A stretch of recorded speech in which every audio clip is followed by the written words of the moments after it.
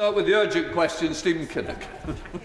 Thank you, Mr. Speaker. To ask the Secretary of State for the Home Department if she will make a statement on the progress in implementing the recommendations of the Windrush Lessons Learned Review. Thank you, Mr. Speaker. Since the injustices of Windrush came to light, there has been a concerted effort across the Home Office to right the wrongs suffered by those affected. This work continues in the Department. The Department is making sustained progress on delivering on the recommendations of the Lessons Learned Review 2020 and the commitments made in the Comprehensive Improvement Plan 2020. In her report last year, Wendy Williams, the independent reviewer, concluded that 21 of her recommendations have been met or partially met. She acknowledged that the scale of the challenge she set the department was significant and that change on this scale takes time. We have made real progress in delivering against Wendy Williams' recommendations. In October 2022, the Home Office established the Office for the Independent Examiner of Complaints, and Maura Malley was appointed as the independent examiner following a public appointment recruitment process. The Home Office has also held over 200 engagement and outreach events across the country, and the Windrush help teams have attended over 120 one-to-one surgeries to help people apply for documentation. As of the end of October last year, the Home Office had paid out or offered £59.58 million in compensation to Windrush victims.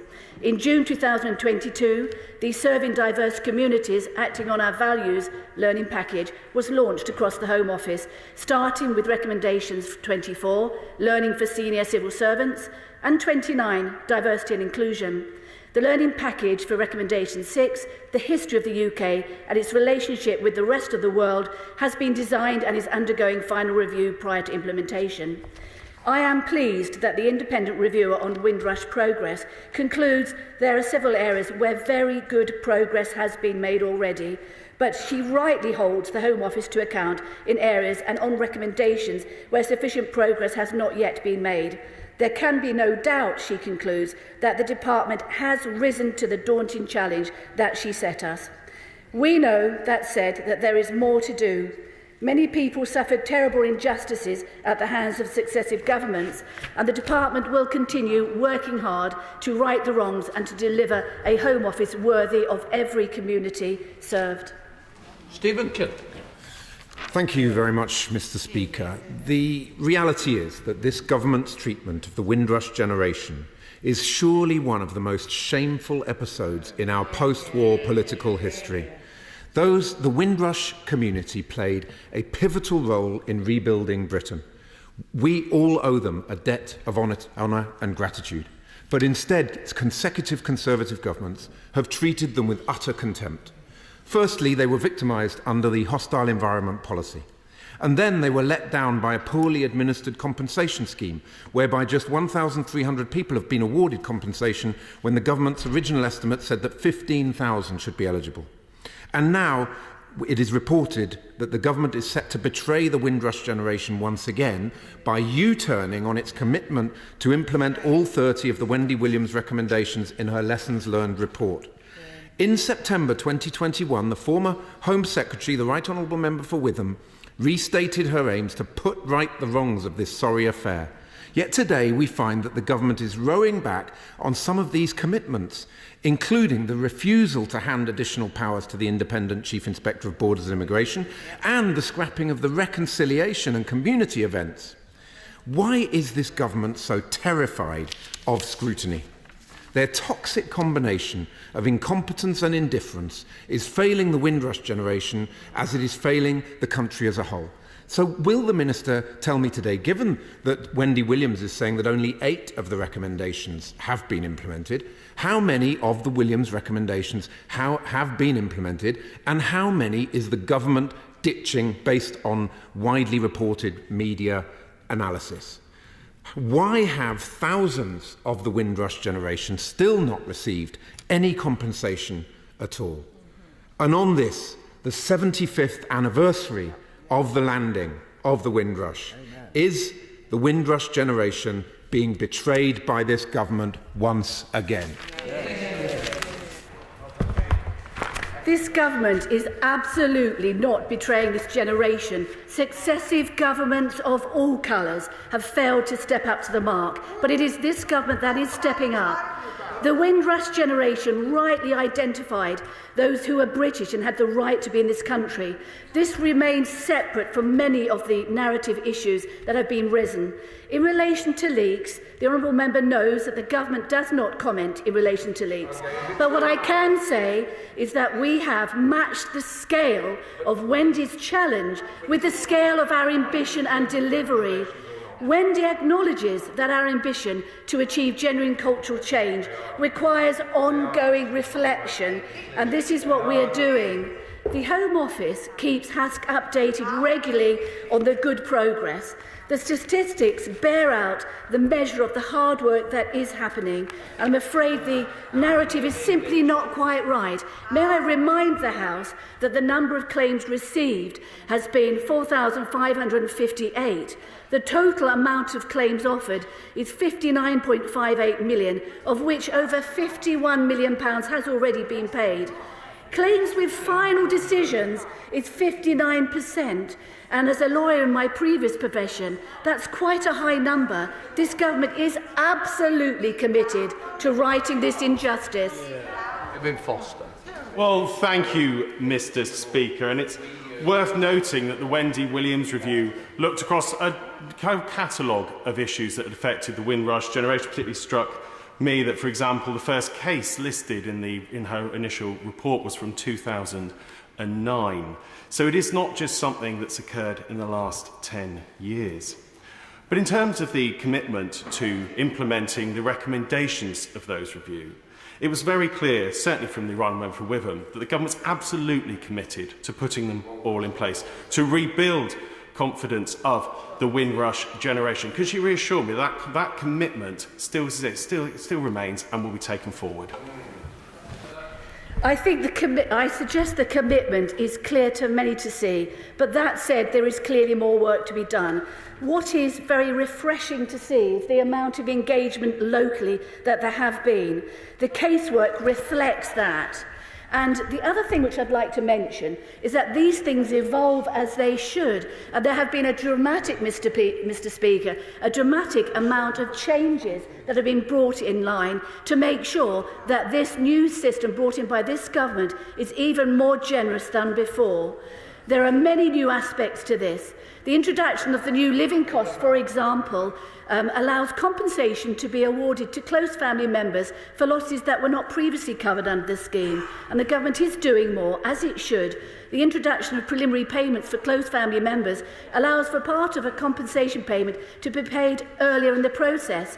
There needs to be more change, but we are effecting, and the commitment this government has is unswerving. The honourable member is correct. SNP spokesperson Alison Thulis. Thank you, Mr. Speaker. Whitehall sources have been quoted in The Guardian as saying that the Williams review is not set in stone, and it would be a betrayal of that review if those affected, if there is to be no Migrants Commissioner, no reconciliation events and no extra powers for the Independent Chief Inspector of Borders and Immigration. The Windrush compensation scheme has been painfully slow, with at least 23 people known to have died while their claims were being processed. So will the Minister confirm that none of the planned changes will affect the already ineffective compensation scheme, and that the claims which are still outstanding will be concluded at the earliest opportunity? What confidence can those who do us the honour of coming to these islands for sanctuary, for work, for study, for love, have in this government when the UK Tory government ignores the terrible injustices of Windrush and fails to learn the lessons and doubles down on attacking their fellow human beings? The Honourable Lady shouldn't believe everything she reads in the paper, because there is no end date. There is no end date to Wendy's appointment, and Wendy Williams continues to review, and the government takes her views very seriously indeed. And I don't accept the premise of the delay. These issues are dealt with very sensitively. It's important not to knee-jerk and rush. There needs to be detailed, fundamental work. And you must judge the delay or the progress, as I would rather say, by there being a 59% success rate and so much money paid out. What is important is that the engagement that has improved over the past 3 to 6 months has meant a dramatic increase in those taking up the scheme. There is always more to do, and the government will not say it's doing everything right, but the government is 100% committed, and I don't accept there's either delay or a willingness to want to ditch, as is implied, the independent reviewer whose work is so very important. Jim Lawton. Speaker, the previous Home Secretary quite rightly, energetically embraced the Wendy Williams findings and pursued the recommendations. Notwithstanding those individual recommendations, she said at the heart of what must change was the Home Office's culture to recognise that migration and wider Home Office policy is about people and whatever its objectives should be, rooted in humanity. What evidence is there that that is changing and will change substantially? And is there a risk that the current problems with the migration backlog have defected attention from dealing with the Windrush problems more urgently? I thank the honourable member for his question. I think the government is very committed, and you can see that by the level of engagement. The evidence of where massive mistakes had been made, where there needs to be a cultural change, is evidenced by, as Wendy Williams herself acknowledges, the amount of change in attitude and culture that has been seen with those hard workers in the civil service who deal with these claims. But it's quite right that we mustn't conflate the separate issues of those of the Windrush generation who are rightly identified as British and have a right to be here. And this is very separate and must not be conflated with the enforcement of policies for individuals who actually have no right to reside in this country. And that distinction has to be very clear. Caseworkers will need to continue to be empathetic in the way they deal with our citizens. And progress has been made, Mr. Speaker. Comes to Chair of the Select Committee, Diana Johnson. Thank you, Mr. Speaker. The Home Affairs Select Committee has spent a great deal of time looking at the Windrush scandal and the work of Wendy Williams, including a visit to the compensation scheme unit up in Sheffield, because we remain very concerned about that scheme. And we reiterate our call for that scheme to be given to an arm's length body outside the Home Office. Very worrying are these reports that the government are planning not to take forward the recommendations around the Migrants Commissioner or the recommendations about the extension of the powers of the Independent Inspector of Borders and Immigration, who is currently the only inspector in government who cannot publish his reports without the permission of the Home Office, and only 1 out of 23 of his reports have been published on time. This is alongside the delays on the appointment of a new Modern Slavery Commissioner. So can the Minister just confirm today that the particular recommendations around the Independent Inspector of Borders and Immigration will be taken forward quickly by the government? Hear, hear. Yes. I don't accept that there is any delay or any difficulty in rising to the challenge, but as the Honourable Lady knows, the government cannot comment in relation to leaks. The government must be judged on what it actually does, not on what the worries are about what journalists say might be happening. Let's wait a modest amount of time to see what the government actually does. We must judge the government's record on delivery, not on speculation in The Guardian. Sir Julian Lewis. Thank you, Mr. Speaker. Does the government tend to deal with these claims on a strictly first-come, first-served basis, or is it able to exercise discretion in favour of claimants who may be more aged, more frail, but may only have put in the claim somewhat later in the cycle? Minister. I thank the honourable gentleman for that very interesting question. That's something which is worthwhile reviewing and making sure he gets a detailed answer, and I'll make sure he does get that. But what I can say is that there is an ongoing system of improvements so that glitches that come up in terms of whether family members are entitled to money or whether people are being dealt with as appropriate with their age are very serious issues, and I'd like to get back to him in some more detail on that. Dawn Butler.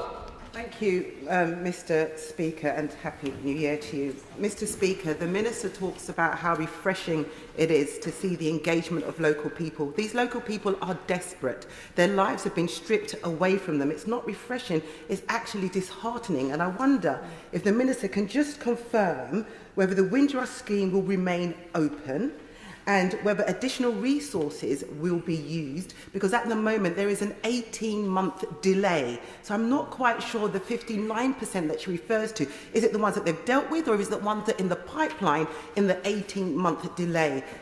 I don't know what the West Indian community has done to this government to be treated so cruelly, so harshly and so heartlessly. Yes. Minister? I don't accept that this government is treating those applying under the scheme cruelly or harshly.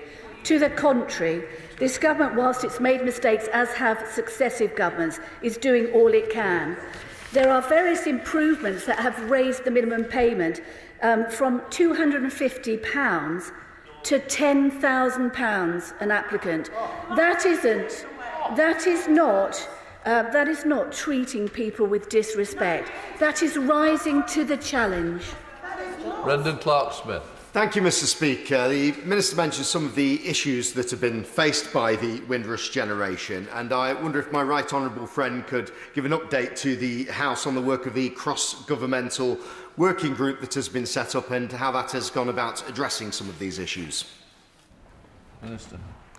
This has been an opportunity for learning, and the cross-governmental work that's been undertaken has been very valuable.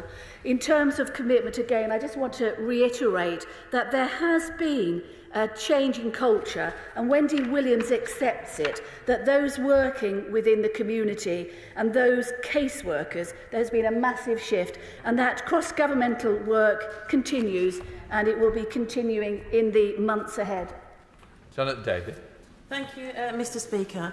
The former Home Office Secretary promised to implement all 30 recommendations in the Wendy Williams review. It seems we need to remind the Minister it was a government review. So why is that promise now being broken like shifting sand? Is it therefore correct that the government can no longer be trusted and has run out of time? Minister. This government can be trusted, and again I need to remind the House that the government does not comment on leaks. It simply isn't acceptable for an issue as important as this, where the rights of our citizens are concerned.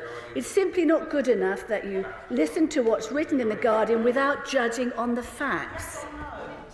Alistair Carmichael. Thank you, Mr. Speaker. I'm sure we're all pleased to hear from the Minister that the Government remains committed to implementing all the Williams recommendations. Presumably, therefore, the Home Office has a plan for the implementation. Can the Minister tell the House what the target date for completion of that plan is? Minister. The whole point of this piece of work, without having an end date, is that there is not a target finish date. That would be against the principles of continual improvement and continual financial assistance for successful applicants. It would be wholly wrong to say we're stopping it. We're not. We're continuing, and there's no target end date. We continue work at pace. Okay, Tosmo. Speaker. In the progress update Wendy Williams published, she made clear that the department was at a tipping point.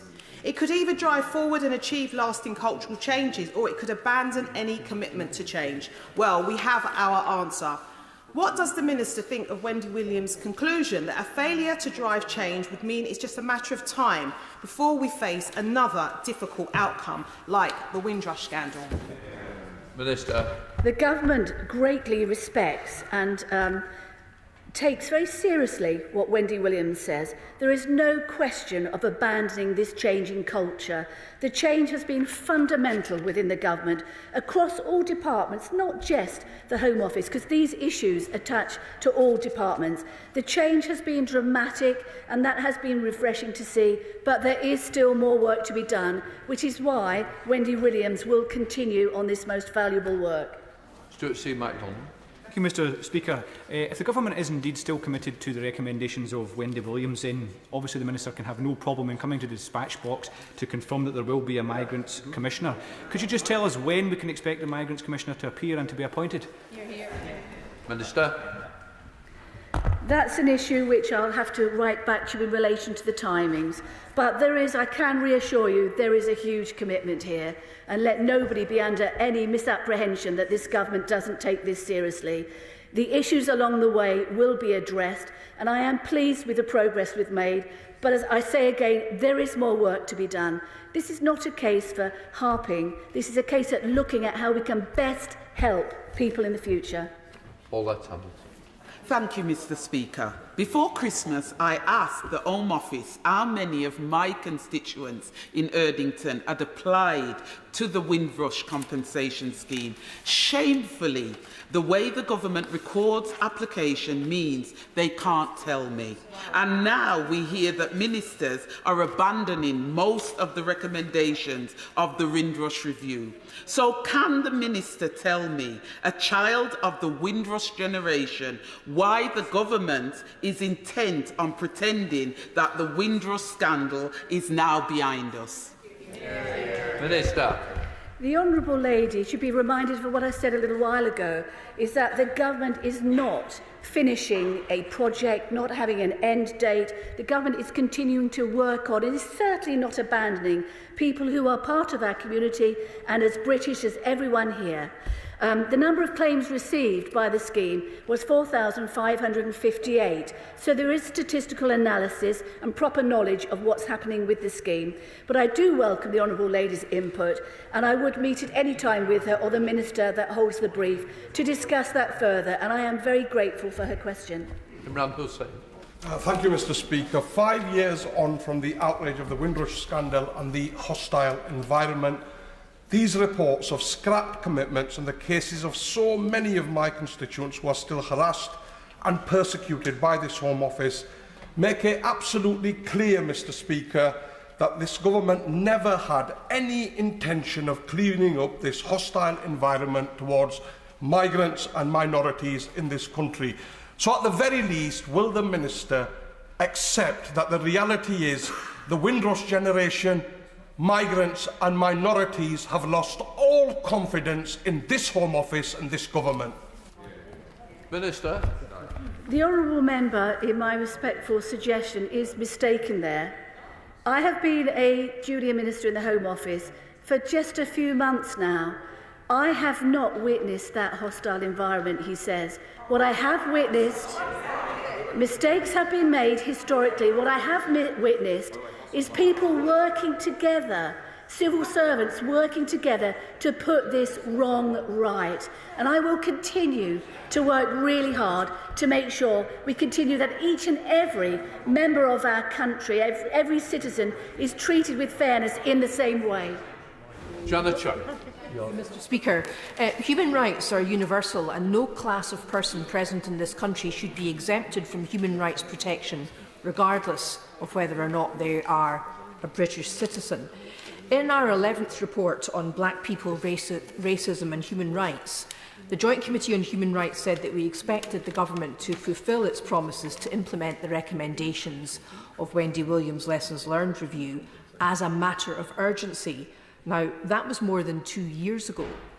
Can we take it that the delay in implementing the recommendations and these reports, that some of them are now to be ditched, are indicative of the fact that the government are unconcerned as to whether their forthcoming immigration legislation is human rights compliant? It's absolutely not the case that the government hasn't treated these issues with urgency.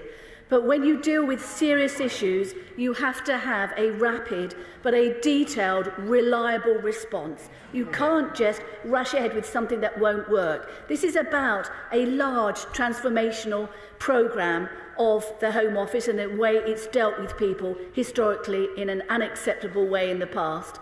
This government is committed to doing everything that is right, and I simply don't accept that the government is abandoning these recommendations. The government is working through very hard, and Wendy Williams has accepted that and said the government has come up to the plate, to use an American form of words.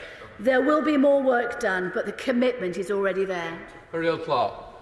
Thank you, Mr Speaker. Mr Speaker, the Minister talks about engagement. In that case, can the Minister please confirm why the Home Office is now refusing to hold reconciliation events despite having promised to do so? Minister. I do understand that that was part of the argument that was put forward in the seemingly inaccurate Guardian article. The level of engagement has been incredibly high. Engagement is key, in a key part of delivering the review. Home Office officials are actively engaging with internal and external organisations and staff at all levels, including unions, support networks, the Department's race board, to ensure that the findings of the review are implemented, but all across the whole of the community. There have been very many engagement exercises, and again, it's not appropriate to comment on leaks and on news articles that may not be accurate. Dame Meg Hillier. Thank you, Mr Speaker. Mr Speaker, you'd think from the way the Minister is speaking that this was an urgent question on an article in The Guardian. This is an urgent question about a Home Office that, first of all, as the Home Affairs Select Committee and the Public Accounts Committee have both repeatedly pointed out, failed to recognise the pattern and behaviour despite many flags in the system, introduced a compensation scheme that then didn't deliver, had to review the compensation scheme and is now goodness knows where. But one of the recommendations of the Public Accounts Committee was more work done to identify people from other Commonwealth countries other than from the Caribbean who are also impacted on this. And I wondered if she could update the House on progress on that. Minister. In relation to the work that has been done, it is regrettable sometimes that some of the work that the Home Office has done has not been acknowledged. There has been a sea change. Things have changed. The process has been improved. And only since the August changes that have been made, it's a constant system of review, more work has been done. And I mentioned some of those earlier. The introduction of the preliminary payments for close family members allows for part of a compensation payment to be made far earlier. That meets one of the core concerns, close family members receiving that sort of assistance and money. And what I would say is that the commitment is definitely there. And again, although it's been suggested this has now become a UQ on The Guardian, but it was because of the fallacious, inaccurate information at The Guardian that it would be seemingly that these questions are asked. Ellen Hayes. Thank you, Mr Speaker. The Minister mentions the compensation scheme as if she believes it to be an outstanding example of success. That is not the view of the Home Affairs Select Committee, and it's not the view of my constituents who have been applying to the scheme, who have had the most appalling experience, from the tone of the correspondence, the delays in receiving responses, to the paltry sums offered for absolutely appalling travesties of justice. The Windrush scandal was the most egregious breach of trust. The full acceptance and implementation of the Wendy Williams recommendations is the bare minimum the Windrush generation have the right to expect. Will she confirm that the Home Office remains committed to implementation in full? Minister. This is about progress. I am very clear that we must compensate members of the Windrush generation and their families for the losses and the impacts they suffered. These impacts were as a result of a scandal by varying colours of government historically, and we have to put that right. I simply do not accept the tone of the suggestion that there isn't any serious effort being put into implementing. I don't say everything's been a success. Mistakes have been made, but improvements are being made. We have offered and paid out almost £60 million. That is an extremely good start. It's not enough, but it is the way forward, and Wendy Williams has acknowledged that there has been significant change. Sir Stephen Timms. Thank you, Mr Speaker. Will the Minister give the House a very clear assurance that the Home Office will appoint a Migrants Commissioner? Minister. Thank you for that question. I will have to check and write to you. This isn't my brief, but I'm very much enjoying today and listening to all the members across the House. That's information which will be sent to you shortly. Jim Shannon. Thank you, Mr Speaker. Can the Minister outline how she will apply the lessons of Windrush to the attitude of some to immigration, and specifically allowing people working here and helping to fill the gap in industries? One of the recommendations and suggestions of the Wendy Williams review is that people should be entitled to bring their families to build a life whilst also building this nation. as those who came over in the Windrush generation did before. Can the Minister confirm that this is truly the case? Minister. I can confirm that this government is committed to treating people fairly and to put right historical wrongs in an issue where progress is made at pace but without unnecessarily delay. The government has to do what it can to protect its borders, but it also has to look at those who are legitimately here, and this is an ongoing process. It's a very specialist area, and this government is committed to a change in historic wrongdoings within how people have been treated. Yeah. This is a growing area, and this government, for what I've experienced, is committed to assisting those who are lawfully in this country. That completes the urgent question.